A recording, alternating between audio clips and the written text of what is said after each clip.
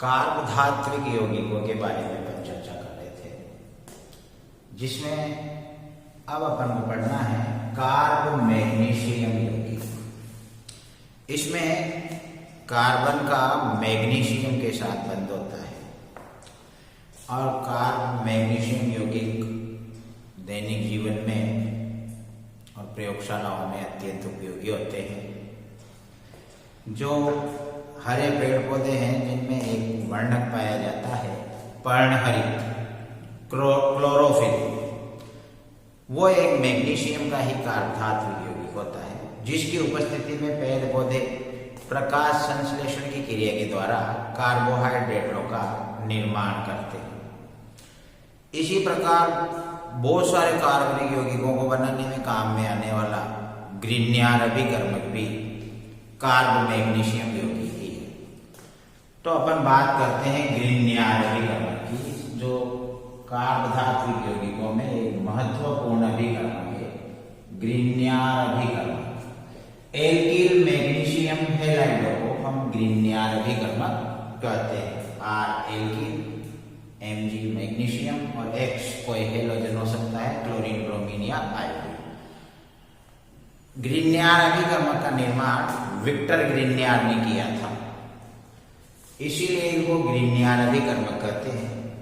ये यौगिक अत्यंत क्रियाशील होते हैं, लेकिन बहुत कम स्थायी होते हैं अत्यधिक क्रियाशीलता के कारण, और बहुत कम स्थायी होने के कारण ही इनको ठोस अवस्था में प्राप्त नहीं किया जा सकता। यानी इनको बनाएंगे तो ये विलयन में तो बनेंगे, लेकिन उस विलयन से क्रिस्टलीकरण करा के हम इनको ठोस अवस्था में प्राप्त नहीं करते।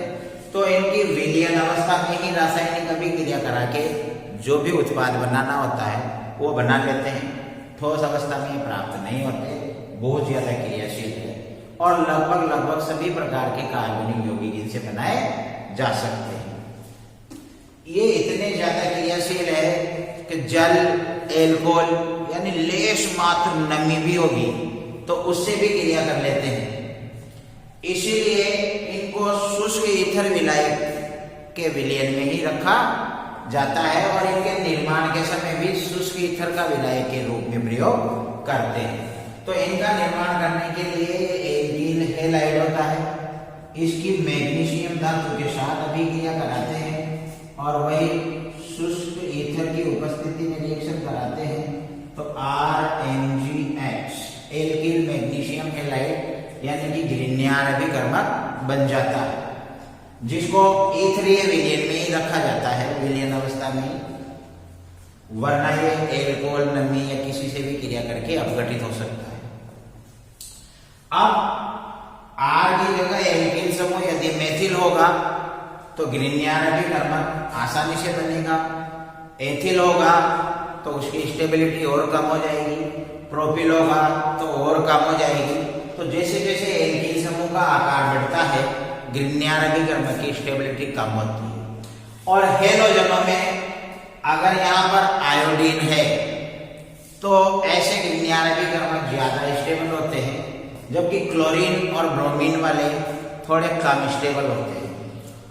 अब जहां तक अपन इनको बनाने की बात करें तो विक्टर ग्रीन्यार ने इनका निर्माण किया था, उसी प्रकार से अपन भी इसका निर्माण कर सकते हैं।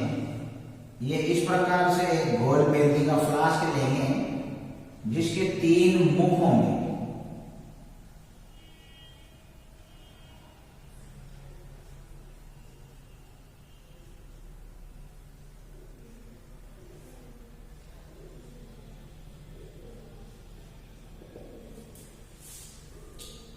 इस वाले मुख में अपन एक जल संघनित्र लगाएंगे।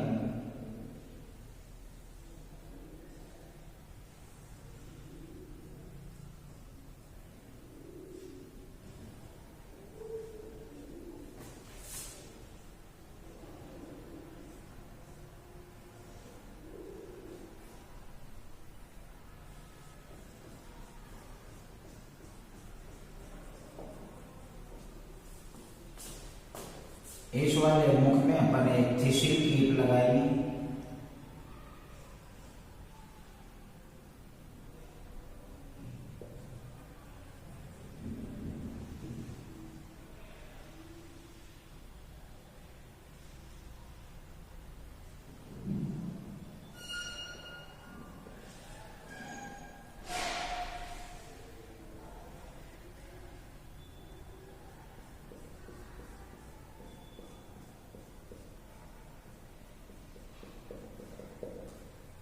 दोनों मौके पर अपन कैल्शियम क्लोराइड लगा देंगे। कैल्शियम क्लोराइड को जो नमी को अवशोषित कर लेता है, ताकि इनके अंदर बिल्कुल शुष्क वातावरण बना रहे, क्योंकि लेस मात्र नमी भी यहाँ पर खराब होती है ग्रीन नियानवीकरण के लिए।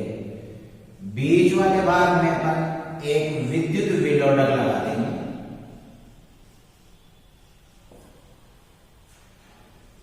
ये विद्युत मोटर हो गई आपकी। यहाँ नीचे मैग्नीशियम धातु की कर्तन और इसके ऊपर अपन शुष्क ईथर, तो Mg धातु की कतरन और ऊपर हो गया आपका शुष्क ईथर। इसमें आपका एल्किल हैलाइड जैसे मेथिल आयोडाइड हो सकता है। इसमें जल प्रवाहित होता रहता है। तो इस प्रकार से गोल पेंदे का फ्लास्क लेते हैं जिसके 3 मुंह होते हैं। इसमें अपन मैग्नीशियम धातु की कर्तन लेकर इस पर शुष्क ईथर डाल देते हैं।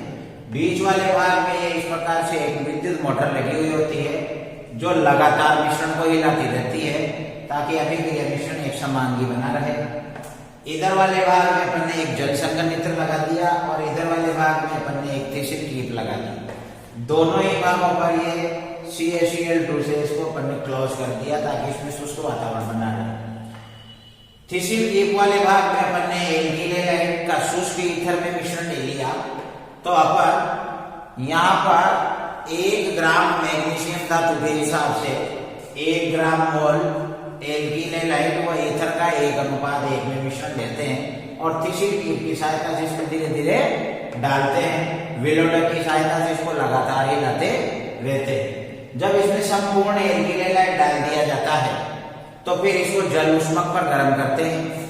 रासायनिक अभिक्रिया प्रारंभ हो जाती है और ग्रीन नियानवीकरण का निर्माण शुरू हो जाता है। प्रारंभ में अभिक्रिया स्लो स्टार्ट होती है, लेकिन अभिक्रिया ऊष्माक्षेपी है तो ऊष्मा मुक्त करती है।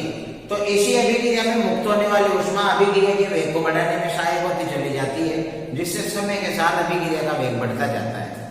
यदि कभी कभी अभिक्रिया प्रारंभ नहीं हो पाए तो इसमें हम आयोडीन के क्रिस्टल डाल देते हैं, क्योंकि आयोडीन के साथ रिएक्शन फास्ट हो जाती है।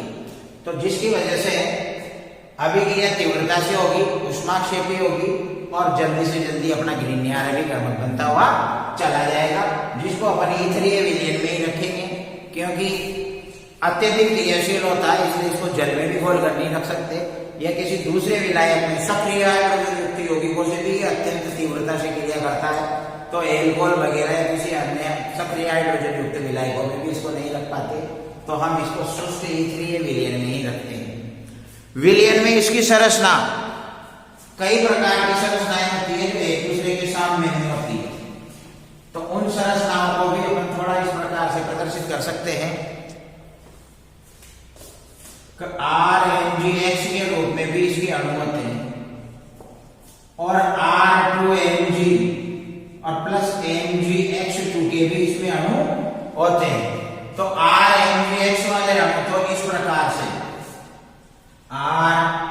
RMgX और दूसरे में RMgX, तो ये द्विलक के रूप में स्टेबल होगा।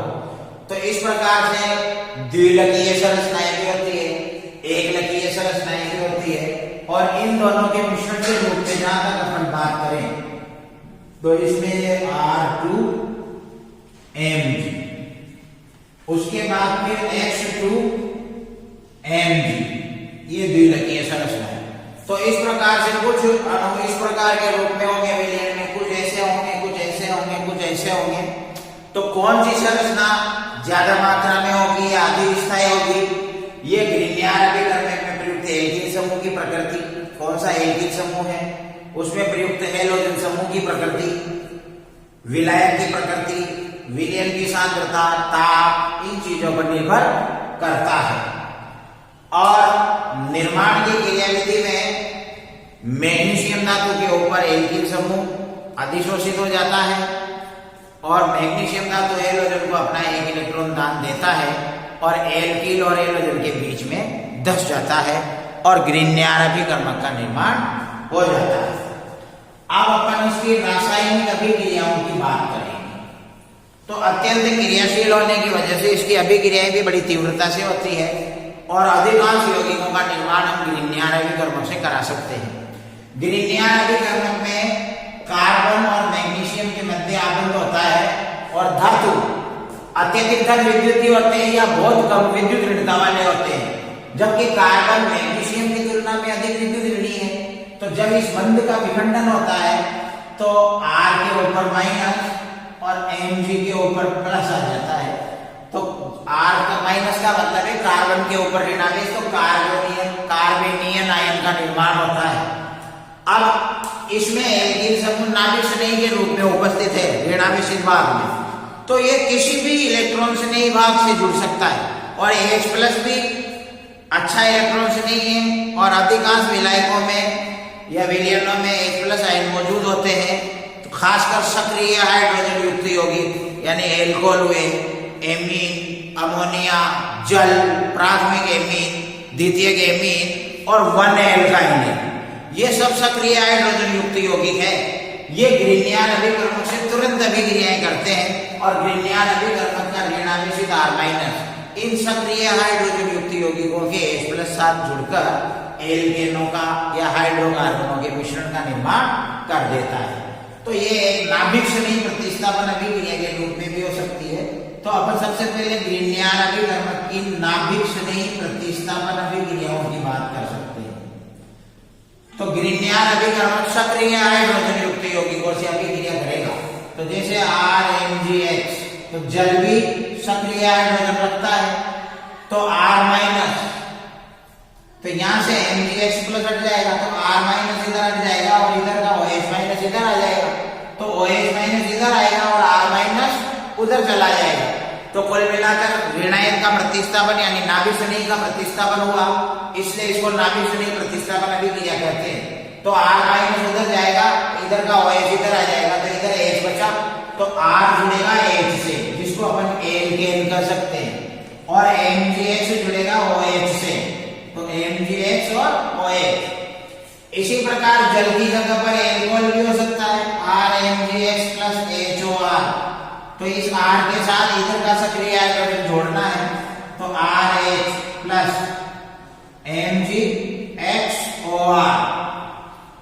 इसकी जगह अमोनिया भी हो सकता है, RMgH, अमोनिया को अपन HNH2 लिख सकते हैं ताकि इसका एक सक्रिय हाइड्रोजन आगे निकल रहा है, तो R से अपन सीधा H को जोड़कर एल्केन और Mg के एक तरफ X और एक तरफ NH2। प्राथमिक एमीनों में भी एक सक्रिय हाइड्रोजन परमाणु होता है, तो HNR2। तो ये वही RH प्लस Mg के एक साइड में X जुड़ा रहेगा और एक साइड में NR2 समूह आकर जुड़ जाएगा।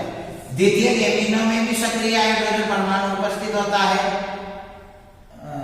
ये द्वितीयक एमीन ही है, और प्राथमिक एमीन में HNHR। तो ये R से H जुड़ जाएगा, RH और Mg के एक साइड में X और एक साइड में NHR जुड़ जाएगा। तो प्राथमिक एमीन, द्वितीयक एमीन दोनों में सक्रिय हाइड्रोजन है, दोनों के साथ हाइड्रोकार्बन देगा।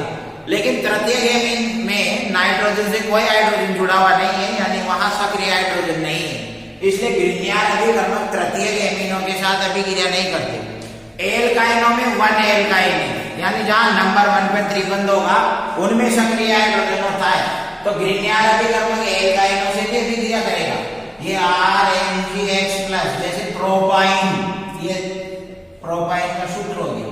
तो ये लास्ट वाला जो हाइड्रोजन है त्रिबंध के बाद वाला कोने वाला, ये सक्रिय हाइड्रोजन है, ये R से जुड़ जाएगा, तो RH प्लस Mg के एक तरफ X और दूसरी तरफ C triple bond C single bond CH3।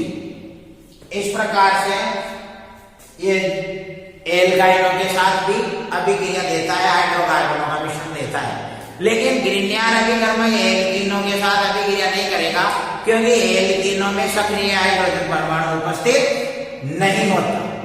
अब यहाँ पर अगर ग्रीनियर अभिकर्मक किसी एल्कीनिल हैलाइड से बने, ग्रीनियर अभिकर्मक की बात कर रहे हैं, यानी ऐसे ग्रीनियर अभिकर्मक जो एल्कीनिल हैलाइड से बने हुए हो, यानी जिनके एल्किल समूह में द्विबंध परमाणु उपस्थित हो, तो उनकी अगर अपन यहाँ पर क्रिया कराएंगे तो फिर विभिन्न प्रकार के एल्कीनों का मिश्रण अपन को प्राप्त हो जाएगा।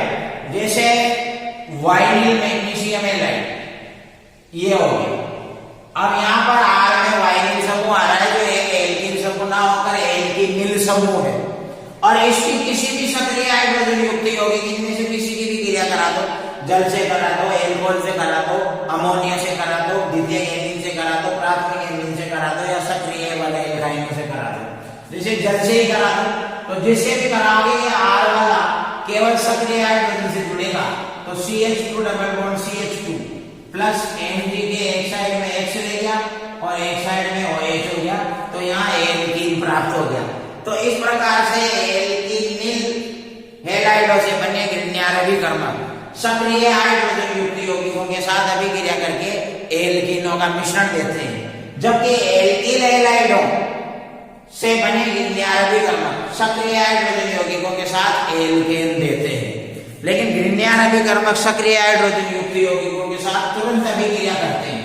अब यहाँ मेन ध्यान देने वाली बात यह है कि यदि ग्रिग्नारभिकर्मक में एल्किल समूह के रूप में मेथिल समूह मौजूद हो CH3, तो ये CH3 Mg और IBrCl कुछ भी हो सकता है, तो मेथिल समूह मौजूद हो एल्किल समूह के रूप में, और अब जब आप इसको किसी सक्रिय हाइड्रोजन युक्त यौगिक के साथ क्रिया कराओगे तो प्रत्येक सक्रिय हाइड्रोजन एक हाइड्रोजन इस CH3 से जुड़कर क्या बनाएगा H, तो प्रत्येक सक्रिय हाइड्रोजन के हिसाब से एक मोल मेथेन का निर्माण होगा। तो इस वजह से इस अभिक्रिया का उपयोग सिंगल बॉन्ड OH समूह के आकलन में किया जा सकता है, सिंगल बॉन्ड एसिड यानी थायोल समूह के आकलन में किया जा सकता है, एमिनो समूह के आकलन में किया जा सकता है, तो मेथिल समूह वाले ग्रिग्नारभिकर्मक, तो मेथिल समूह वाले ग्रिग्नारभिकर्मक प्रति सक्रिय हाइड्रोजन के हिसाब से एक मोल मेथेन देते हैं। इस अभिक्रिया का उपयोग एल्कोहलिक, थायोल और प्राथमिक एमिनो समूह के आकलन में किया जाता है, और आकलन की इस विधि को हम जिरेविटिनॉफ अभिक्रिया या जिरेविटिनॉफ विधि भी कहते हैं। तो इस प्रकार से ग्रिग्नारभिकर्मक के सक्रिय हाइड्रोजन युक्त यौगिकों के साथ नाभिक स्नेही प्रतिस्थापन अभिक्रियाएं होती है और बहुत तीव्रता से होती है। तो यदि अपन को ग्रिग्नारभिकर्मक की क्रिया सक्रिय हाइड्रोजन युक्त यौगिकों से करानी है जब, तो अभिक्रिया फास्ट हो जाएगी, लेकिन नहीं करानी है तो फिर इन सक्रिय हाइड्रोजन युक्त यौगिकों से बचाकर रखना पड़ता है, अदरवाइज इनसे अपने आप ही क्रिया करके एल्केन या एल्कीन यानी हाइड्रोकार्बनों का मिश्रण में अपघटित हो जाता है। इसलिए सक्रिय हाइड्रोजन युक्त यौगिकों से अभिक्रिया कराने के लिए यानी हाइड्रोकार्बनों के साथ या हाइड्रोकार्बनों का मिश्रण प्राप्त करने के लिए ये अभिक्रिया स्वतंत्र है, अपन बड़ी आराम से करा सकते हैं। लेकिन इसके अलावा अन्य अभिक्रियाओं के लिए ग्रिग्नारभिकर्मक की अगर अपन को आवश्यकता है तो फिर इन सक्रिय हाइड्रोजन युक्त यौगिकों से यानी नमी से, एल्कोहल से, कार्बोक्सिलिक अम्लों से, एमिनो से, द्वितीयक एमिनो से, अमोनिया से, 1 एल्काइनों से, इन सब जितने भी यौगिक ऐसे हैं जिनमें सक्रिय हाइड्रोजन होता है उन सब से बचाकर रखना पड़ता है, और उनसे बचाने के लिए इसको शुष्क ईथर विलायक के रूप में उपयोग किया जाता है। अब ये सक्रिय हाइड्रोजन युक्त यौगिकों के साथ ग्रिग्नारभिकर्मक की नाभिक स्नेही प्रतिस्थापन अभिक्रिया हो चुकी है। इसके अलावा फिर अगली अभिक्रियाओं की बात करेंगे अगली क्लास में। थैंक्स।